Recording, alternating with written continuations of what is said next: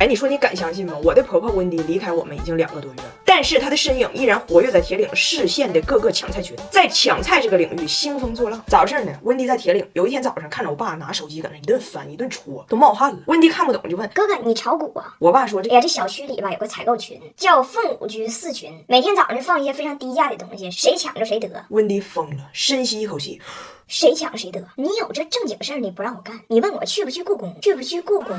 第二天早上自己就在我爸卧室门口踱步啊，特别焦虑，在走廊里就冲里边喊：“那什么，出来没呀？咋样了？”我爸说：“哎呀妈呀，不知道的以为我要生了呢。来，我直接给你拉进来。”就迫不得已把温迪也拉进了凤舞居4群。从那以后，每天早上坐那儿跟我爸一起抢菜，而且这老太太版图逐渐扩张，一发不可收拾。不但是凤舞居4群的小旋风，在建委家属楼的仨群里，也逐渐被人尊称为洋碴子。洋碴子。很快他回国了，躯体离开了，灵魂从未缺席。咱每天早上6点，正好是他下午3点。哥哥睡懒觉，温迪来放哨。温迪给俺家买那个劣质卫生纸，好几包啊，跟他儿子说：“我给你们买这些东西啊，等我去中国的时候，统一给我钱就行。”大胖姐说：“我给你啥呀？我给你，就你买那个纸，那叫一个拉，那哪是清洁呀？那就是抛光，就是抛光。”那天居然还团了6个味儿的要过期的口香糖，我爸不要，团给了跟我爸同住一个小区的我爷。我爷没牙9年了，就我爷下楼，小卖部老板说：“那个叫温什么玩意儿的外国老太太给你团的这个糖，你赶紧拿着。”我爷说：“我不认识外国老太太。”人说：“就你孙女找那个对象，他妈。”我爷阿兹海默了嘛，拎着口香糖上楼自己捣鼓。我这孙女找个对象是外国人，就够呛。咱妈也是外国人，咱妈也是外国人。整的我爸和我爷都很焦虑，天天拎着个钥匙下楼30回。我说：“爸呀，爷呀，你就笑纳他的热情。我给你们安我用的德诗曼 Q50 F Max 智能锁，不怕忘带钥匙，3D 人脸直接开门，刷个脸门就开了。另外还有10种开门方式，总有办法可以开。后屏幕联动门外160度广角猫眼，可以看清门外情况，智能敏锐又安全。”然后温迪在抢菜群里呢，偶尔也与人发生口角。那天温迪在群里看人发了一个散养走地鸡的照片，一看，哎呀妈，太便宜了，就一顿抢。后来发现照片是鸡，卖的是蛋。他说：“这就属于典型的虚假营销。人进到这个群里，第一眼看的肯定是这图，你图是鸡，卖的应该就是鸡。人对方说：“我图旁边还有字儿，你进群肯定得先看字儿，字儿是蛋，卖的就是蛋。”白热化了。谁能想到2023年初夏的夜晚，铁岭建委家属楼还在就先有鸡还是先有蛋这个永恒问题进行着泛国际学术讨论。虽然有矛盾，但就是抢。给我爸抢那个9块9一帘的酸奶，天天抢，给老头都喝白了。我才知道乳糖不耐受这个事儿，它是可以治的。我爸现在除了温迪不耐受，啥都耐受，啥都耐受。不光是抢菜，温迪还让大胖媳妇给他取快递，很多都是跟风我二姨砍一刀买的，还有什么3块8的永久煤贴，5块9的数据线，9块9的小白鞋神器，通通寄到北京俺家来。等他下次来完，一次性全背走。幸亏是快递不包邮，要不然这个凤舞居小旋风已经完成资本原始积累。但是这快递呢，有时候被放到快递柜里，大胖媳妇上班有时候就来不及取，就容易超时，就得交保管费。目前一共7块5。温迪认为你这个7块5是因为你超时，那你赶紧交了。我老公坚决不交，跟我说：“你看着没？他想完成资本积累，咱们替他卖力，还得给他交保管费，这就叫资本积累的无耻压榨。2块5我都不交，这是原则问题。”目前温迪还欠着他儿子7块5的保管费。这个事儿呢，最后到底是属于民事还是刑事诉讼范畴，就等温迪8月份来的时候，我们拭目以待吧。哎，你说外国家长孩子大了不找对象会不会催婚？也会。温迪已经把大胖媳妇逼到相亲角，替他妹妹物色对象去。温迪的大女儿就玛丽莎嘛，31了，在加拿大的海洋馆工作。前段时间处了个对象，是个华裔。温迪这心里啊挺喜欢，因为华裔的男性给外国人的整体印象是勤劳工作、攒钱养家。但是后来呢，俩人没成，挺可惜的。然后玛丽莎呢，现在就在海洋馆里天天跟这海豚唠嗑，加班不回家呀，就跟他待着。温迪就着急呀，所以上次来中国就问大胖媳妇：“你看这儿全是华裔，在这儿找合适的呢？”大胖媳妇说：“找对象可难了。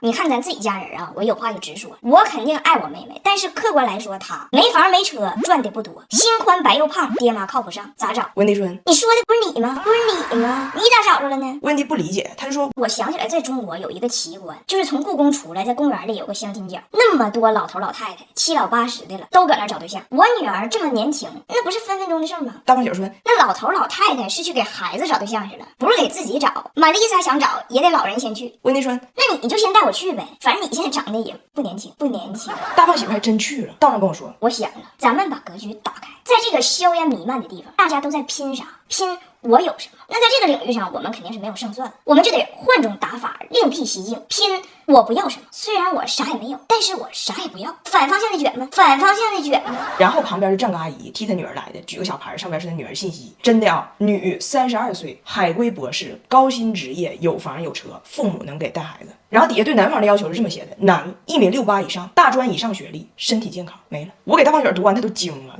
真有豁得出去的，我咋不信呢？哎，这属不属于恶意竞争啊？恶意竞争啊！然后就来个老头替他儿子来找对象的，就搁这看了一眼那女博士的，又看了一眼玛丽莎，然后问这个是不是体制内呀？大胖雪说，在动物园工作算不算呢？大爷说算，是北京动物园还是国家动物园啊？大胖雪说，那肯定不是北京的。老头一听，马上薅走了玛丽莎的简历。我说完了，这老头以为你妹妹在国家动物园呢。大胖雪说，他也没问哪个国家呀。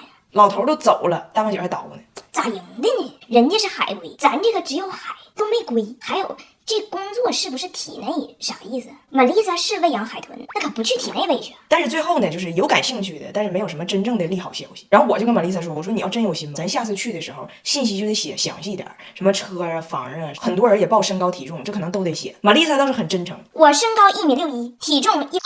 我说哎呀妈，你太真诚了。他说没事儿，我8月份不去中国吗？我到中国就瘦了。我说为啥呀？他说我看中国人都很瘦啊。我说这是啥逻辑啊？那你没看着你哥吗？那要照你这么说，你直接去阿富汗，到了就是石油公主，石油公主。但是他呢还是有心，就是捯饬一下，就是靓丽一下的。温迪说这得你们帮忙。我的同事小蛋推荐了薄荷健康21天全餐，人家把一整天热量计算好了，吃啥都安排清楚，还顿顿变花样，都是中国人口味。我说薄荷10年前我就用过，他家还出了餐食，这可太适合懒人了。大胖媳妇呢就觉得希望不大，不怎么努力。温迪自己非常要强，给我设计了一个模板，邮件发来了，说我儿子不努力，他带去那玩意儿就没有设计感，感觉这人不用心。你看我设计的，你到时候就用 A4 的白纸给我打出来，别的话别说，中间就放一个玛丽莎的大照片，咱长得挺好看的，底下就2行字儿，玛丽莎，一个爱笑的女孩。你看我这个设计还不是说纯白纸，你看周围我还设计了一圈小花，到时候你就往出一发，咱要求的也不多，就详聊呗。我说哎呦我的妈，你这要求的是不多，但是你要的别人也不敢给呀，不敢给呀。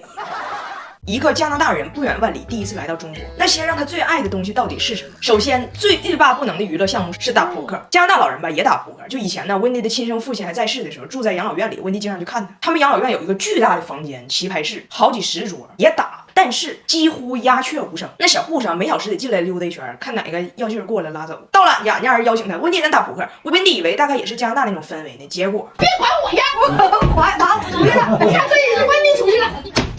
大王，你要不温迪这牌要不起的时候，他就不说话。但是我二姨肯定要问你要不要？你要不要？要不要？我就问你要不要？温迪也不吱声。大胖媳妇告诉他妈，这话你得接，他们不接受沉默的投降。来跟我学一句汉语，我要不起，我要不起。